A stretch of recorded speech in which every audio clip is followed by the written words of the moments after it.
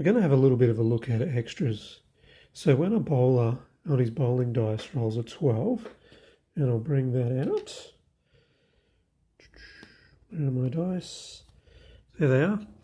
So he rolls a 12 on his bowling dice. It's always going to be extras, and I'll say extras plus a number. That number is his extras rating. So what we do in that case is we will go over to the charts. I'll just open up these charts now, and we'll go to what is called the extras chart. Now this is the test match extras chart, and basically it says if the green dice originally rolled any double re-roll. So basically you're getting the red dice, which is the extras, but at the same time we're rolling the green dice for the batters. Now if this dice is any double for the batter, after you've rolled an extra roll for the bowler, you will go directly to the special events chart. But if it's any other number, you take the number here, so for Mitchell Starc it's a 4, and you add the green dice. So a 10 here plus a 4 for Mitchell Starc is a 14, and you look at 14 on the extras chart to see what the result is. So let's do another one. Say we roll a extras dice of a 12 for the bowler plus a 7. So we have the green dice of 7 plus the 4 of Starc is an 11, and we get this result here. Okay, so what results come up? On this extras chart, there are going to be no balls, wides, and we got some possible buys as well. Other than that, looks like there's no extras up here, and there's a couple of different warnings for running on the pitch. Looks like there's a run-out chance at 15 and a run-out chance at 5 as well. They don't come up very often, obviously. Now, what is a no ball? Let's see if I can find a picture of a crease. So there's the batting crease. But obviously there's a batting crease and a bowling crease.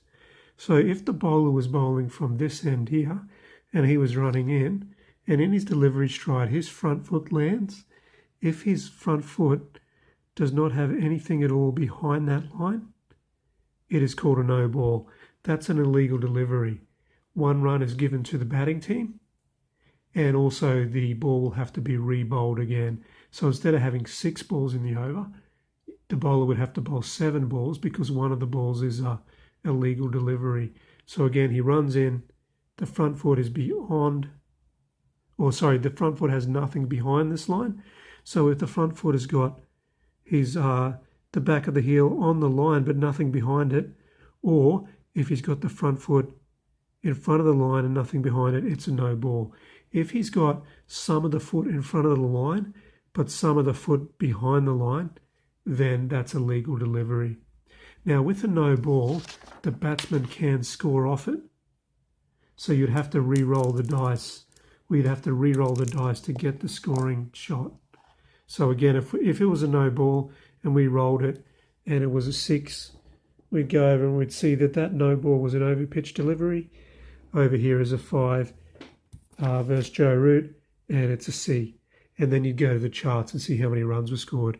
So you would get 1 run for the no ball and however many runs Joe Root scored. So say Joe Root's put that away for 2 runs, well then you'd get 1 for the no ball.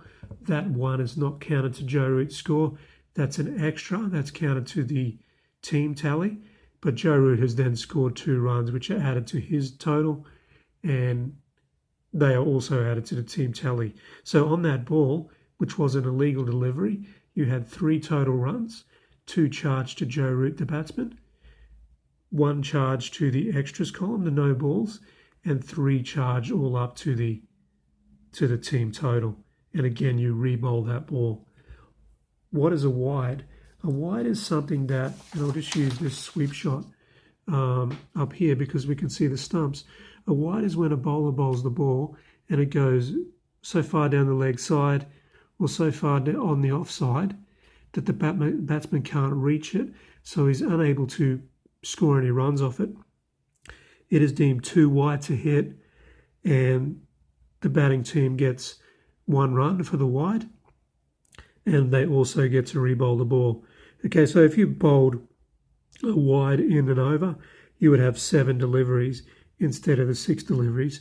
You would get the extra run added to the team total. Again, it would not be added to the batsman total. So a Stark bowled a wide to Joe Root. Joe Root wouldn't get that against his individual score. It would just go against the team's total. Now, a no ball and a wide will always be added to the bowling figures. So even though it doesn't go to Joe Root's score, it would be adding to the bowling figures. And I've done an example here, and it's pretty hard to see, but you would write WD for wide, circle it, and NB for no ball, circle it, and that's how you know they're extras. And you'd also add them up here. So we've got a wide here for 1, a no ball for 1.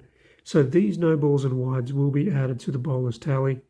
They will be added to the scorebook, but no extra runs will be added up here. Although, as we said, Joe Root can score runs individually off that no ball by hitting it away and running or hitting it to the boundary for 4. So that's wides and no balls. Now, buys, leg buys. Oh, before I go on to that, you can also oftentimes get a wide if it's, say, a bouncer or a short pitch delivery, and it bounces and the ball comes right over his head and he's not able to reach it. If it's well over his head, it's going to be a wide as well. So 1 run, extra delivery. You're not scoring runs off the bat off wides because it's deemed that it's too wide to be able to reach. So if it is wide and you somehow get the bat out there and hit it and score runs off it, it would not be a wide delivery. You've made it a delivery that is a normal delivery for you to be able to hit. Okay. Buys. We have to go back to the charts for this. And let's see if we can find one here. I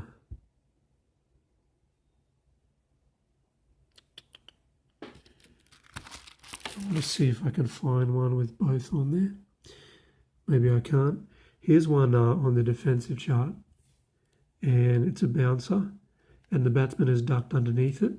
So we have a bouncer. It's up around here. The batsman is ducked down. Then the ball obviously is going through to the wicketkeeper. Now, a buy is when the wicketkeeper misses the ball that comes through to him. It goes behind him, or he knocks it to the side, and the batsman get runs. So we have a bouncer here, and the batsman's ducked it, and it's gone through to the wicketkeeper, and there's a possibility that the wicketkeeper is going to miss the ball. So when you see that buys, you come across to the leg buys and buys chart.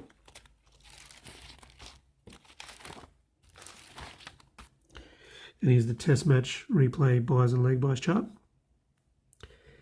And you roll a 2 to 12. And that'll give you how many runs there is for buys. Now, for buys, the wicketkeeper has a chance to save it.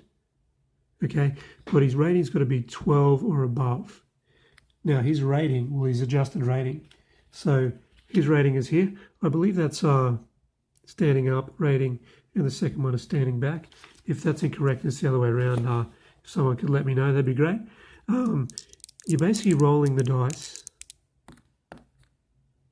11.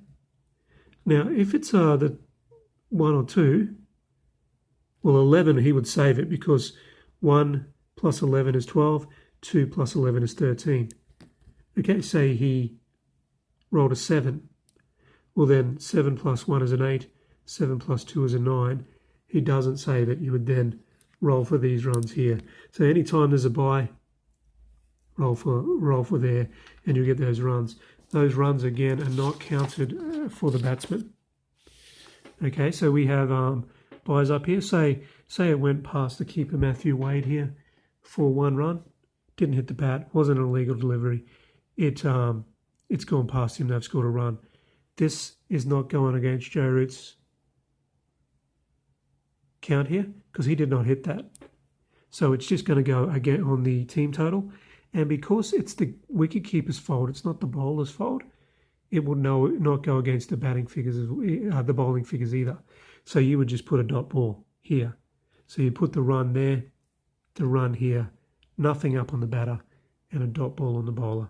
So buys past the keeper, but not counted. No extra delivery. The delivery was a legal delivery, so you don't have to re-bowl that one. Okay, the other one is the leg bye. And I'll see if I can find a leg bye here for you. And here. Sweep misses. So this is from a spinner, a well-flighted delivery. Sweep misses. He's hit on the pads, possible leg byes. So a leg bye is when it hits your pads or hits somewhere on your body that is not your bat, and it goes away in the field. And because it goes away in the field, you're able to run. Okay? So it's obviously hit your pads and it's not been LBW. If it was LBW, you'd be out. But it's gone away and you can leg byes again. Same chart. So go back across to the byes and leg byes chart. This time there's no chance to save it. You roll it, you get the runs. So we roll it here. That's an 8, 2 leg byes. That's a 7, 1 leg bye. That's a 2, 4. Good score for 4. It's hit his pads and going for 4. Most probably behind the wicket. Again, not charged for the batsman. So you're not putting it on the batsman. Just a dot ball. He didn't hit it. It's not against him. Again, it's not against the bowler. It'll be a dot ball. It's not the bowler's fault. But you'll charge it against the extras here. And you'll also put it on the team total. And again, it is a legal delivery. You do not need to re-bowl it. So, for no balls and wides, they're illegal deliveries. They're not charged against the batsman, but they are charged against the bowler, and you have to re-bowl the ball. For byes and leg byes, it's not against the batsman, it's not against the bowler, but everything is against the team total. So when you're calculating extras, you calculate them all up, and you have a full extras total.